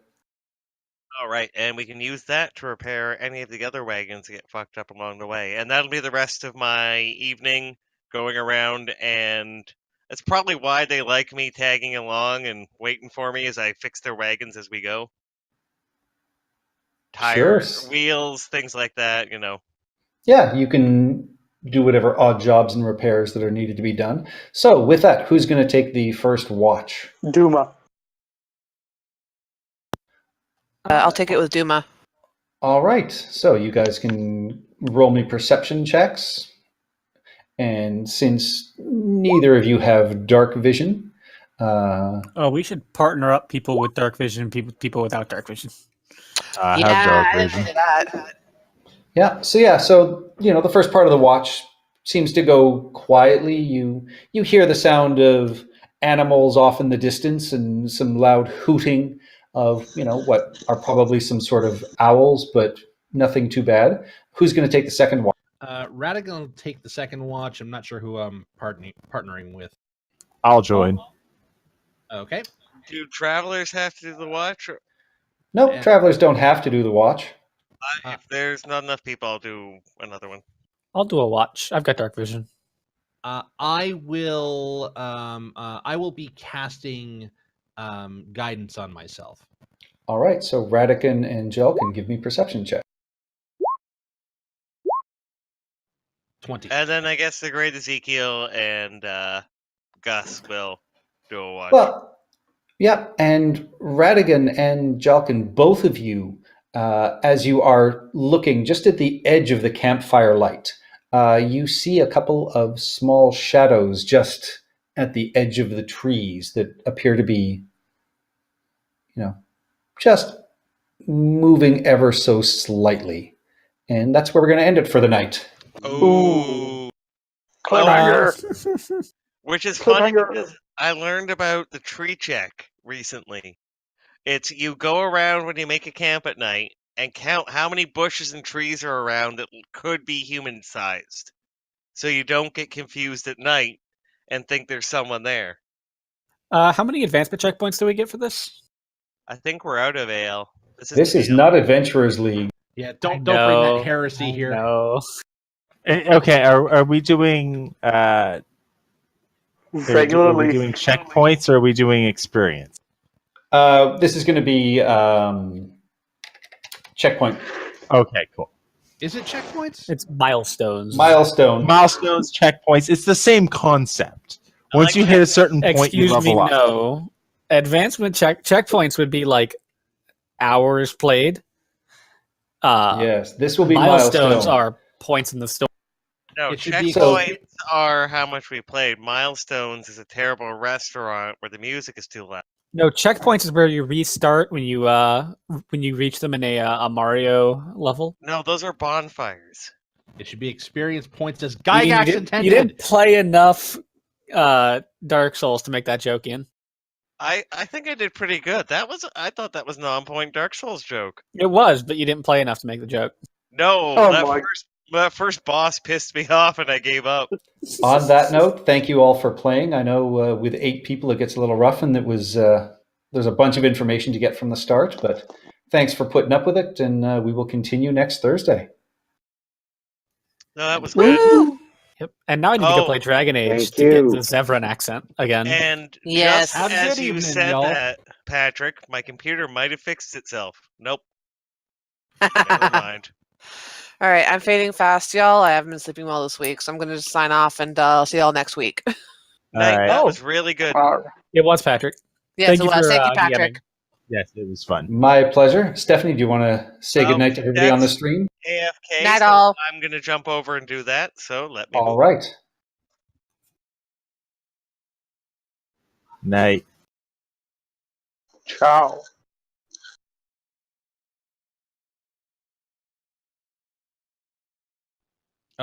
Oh, look, it's Ian. I see him. All right, so here we go with our thanks for tonight, as I can't get into Steph's chair because it's got a little footrest. So we are going to thank everyone for watching our first stream of Icewind Dale.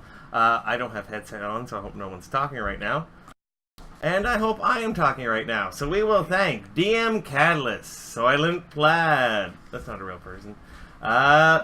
Zaltacad. Apricot Droop Fruit. Ooh. Are you trying to do Bloodstir. Commander Root. Community Showcase. Commander Root's Electrical Longboard. Jaja Leet.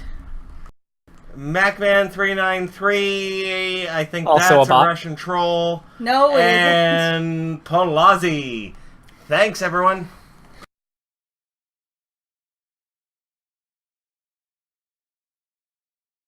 All right, I am back for the real one, and I would like to thank everyone who chatted That was perfectly real. in the chat tonight. So, ZLT Superfan from the beginning. Drake Takes, a part of our Heroes Wanted collective. Macman. Hi.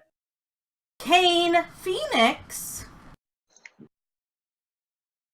And DM Catalyst, the leader of our happy collective, which you can join our Discord in the doobly-doo down below for pickup games and the like.